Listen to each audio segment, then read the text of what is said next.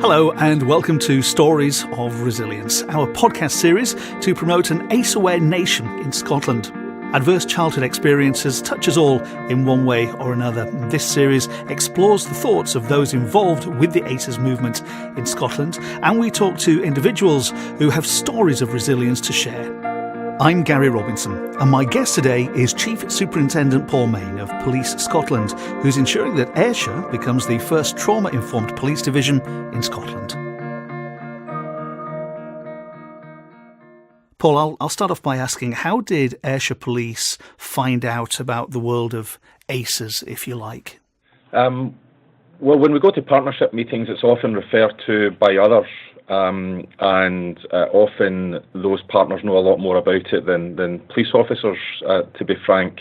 But it was finally when we looked at the resilience documentary and we listened to some of the speakers and those with lived experience speaking about that the resilience documentary just became a very powerful vehicle for us, and it really just sort of, to misuse cliches and metaphors, it put all sorts of pebbles in ponds and pennies were dropping in our heads, and it made us realise that we're dealing with trauma, we become traumatised ourselves, and often our job is, sadly, sometimes we create trauma as well, so it just became really, really relevant to modern day policing, and that's in Ayrshire as well as everywhere else in Scotland.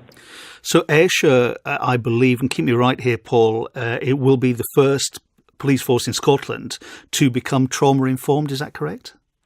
Yeah, so we're looking at this locally in Ayrshire, and my colleagues across the other 12 divisions elsewhere in Scotland are sort of watching on to see what progress we make. And part of the excitement and responsibility I have is to make sure that we become a trauma-informed division and become aware of adverse childhood experiences. But then ultimately, how does that change some of our practices, our processes? And if they work in Ayrshire, I'm pretty sure they're transferable across the rest of the country. And as I say, my colleagues watch that with a great deal of interest. It's a big gig, Paul, because I suppose you said it beautifully at the start of the interview that it's all around, and sometimes we forget that police too, will have ACEs, and are faced with trauma every single day. So it's not just for people that you come into contact with; it's for your own team as well. No, that's a really good point, and the more people within Ayrshire Division who watch the documentary, maybe not the first thing they say, but the second or third thing they say is they speak about our own people and their well-being and their health and their mental health. So, we as members of the public, we're human beings as well. We have our own lived experience, but the day-to-day work of police officers and coming into contact with people who are traumatised or dealing with trauma situations will have an effect on it. So it's not just about how we deliver services, it's how we look after our own people as well. So has it just started? So, I mean, when did you first see resilience? Yes, so my first viewing of resilience was last August. I've almost got a date in the diary as it being a kind of that penny dropping moment, to be perfectly honest. And we've done some research between August and the early part of this year, and we announced in February that we would become a trauma-informed division. And we're going through that process just now. So that's almost 850 officers and staff that we will show the resilience documentary and facilitate that viewing. And during that time, what we're going to do is take ideas from our own people about, well, what difference can we make by being trauma-informed? What processes can perhaps change? What things are we doing just now that perhaps create trauma we can stop, or what things are we not doing that we could either prevent trauma or stop it happening in the first place. Now, that doesn't mean we're going to stop locking people up or arresting people or taking their liberty away, or indeed putting them into the criminal justice system and they may end up incarcerated in prison. But I'm absolutely of the view that if you look at the amount of occasions we are dealing with, and I just named some examples, domestic abuse with suicides, any type of deaths, whether a medical death or a violent or unexpected death, and the number of mental health incidents that we're dealing with, I think it's absolutely the right thing for us to do. And it is very early days, and you've answered my next question in part. But in your view, Paul, and I know it's an ongoing process, but what does a trauma-informed force look like to you? What are the? I hate using those. You know, in the corporate world when I was in it, we always used to talk about KPIs, and I'm sure that you do in your world as well, Paul. But what are the key performance indicators, if you like, for want of a better phrase? What would you expect to see? What does success look like to you? No, it's a really good question, and I hope if you ask me that in 3 months' time, I'll give you a different answer, because I hope we're far further down the road and the journey of knowledge and information, and what we know in 3 months will be better than what we know now. And clearly, I'm one individual who's got the privilege of leading the division, but I think 850 people in my division will actually contribute the ideas to that. But to really answer your question, I think what trauma-informed policing will look like won't be a number in terms of a measurement. I think it will be something that you might find difficult to touch, but I do hope you're able to feel it. I think it will be about relationships, it will be about connections, it will be about listening and treating people with dignity, which I think we do just now, but I think we can improve on it by being more trauma-informed and ACEs aware. The absolute message I get from the Resilience documentary and from all the subject matter experts that know far more about this than I do is it's about connections with people, it's about relationships, and one, establishing them, and two, sustaining them. And that doesn't matter whether you're arresting someone, whether you're tending to them at a road crash, whether you're dealing with them as they start the bereavement process, or whether it's one of your team who's dealt with a particularly traumatic incident, or indeed a family member when you're at home. So 850 team members. You're hoping, and you believe rather, that this process will make them more resilient as individuals. Yes, I think it will make them understand resilience better, and I think that there's probably three parts to that, maybe more. One about how we deliver our services as professional police officers and police staff. So in terms of the people that we come into contact with, the members of the public mainly. Two, what that means for ourselves, as in our own well-being and that of our teams and our colleagues. And thirdly, what it means at home as well. We all have a home life and strive to achieve that really difficult work-life balance that nobody ever seems to be able to achieve. But we are all sons, daughters, brothers, sisters, fathers, mothers, we have siblings. So recognising that within your own social and family circle as well, I think is really important. And in every form of life, or every walk of life, Paul, there are skeptics, and one of my job, my job in particular at the conference, is to ask questions that I suppose skeptics would ask. So people that are new to ACEs that would go, or maybe poo-poo it.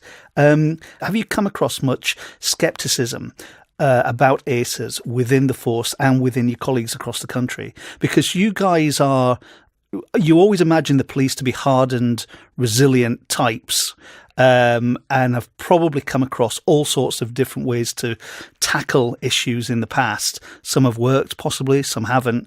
What about ACEs? Is it being met with an open mind?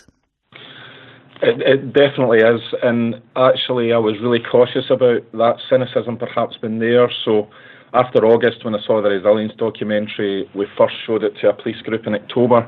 And I made very clear that this wasn't my idea. I actually took a distance away from it and asked others to introduce it to an audience so that it wasn't... we're very good at command and control, so I didn't want it to be seen as being the boss's current new project.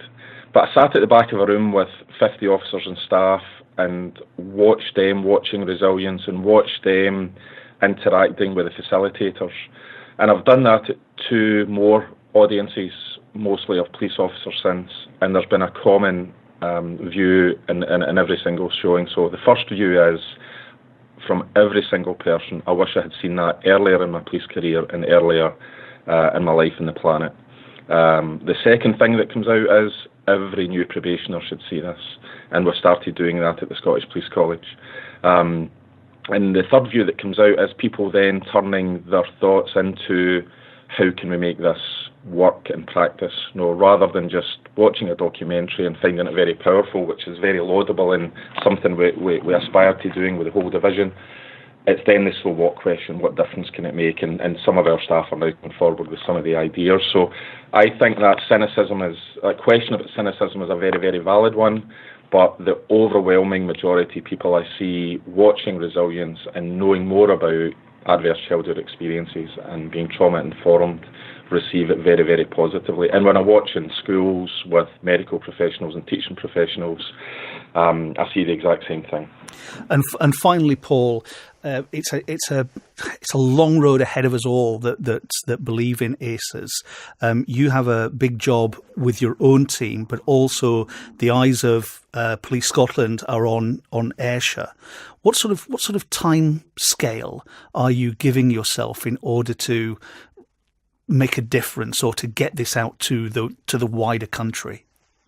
Yeah, so we'll probably spend between now and September making everyone in the division trauma-informed. I hope that's kind of quite an optimistic or a reasonable timescale.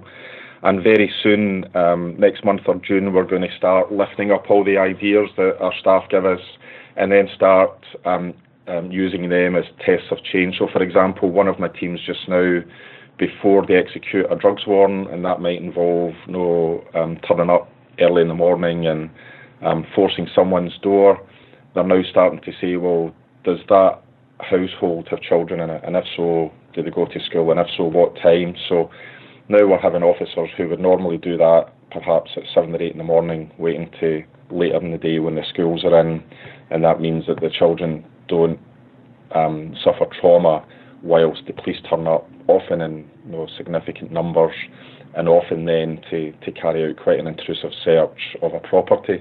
So it's ideas like that we want to grow from happening in one team in Ayrshire to say, well, can that happen in the whole of Ayrshire? And if it can happen in the whole of Ayrshire, it can be examined across the rest of Scotland. And that then takes us into ideas round about, well, when we arrest parents in the presence of their children, are we doing that in a way that minimises trauma as much as possible? So they're just two very quick, very early suggestions that have been made to me that we're going to look through as tests of change within the division in Ayrshire, and then see if they can be stretched out across the rest of policing in Scotland. Well, Paul, I wish you all the best, and I hope we get the opportunity to chat in 3 to 6 months' time to see the progress that you and your team are making in Ayrshire and then subsequently across the rest of Scotland. Chief Superintendent Paul Mayne, thank you very much indeed. Thanks very much. That was Stories of Resilience, celebrating individuals and organisations who are helping to make Scotland an ACE-aware nation. Find out more about ACEs and the ACE Aware Conference this September in Glasgow at www.aceawarescotland.com.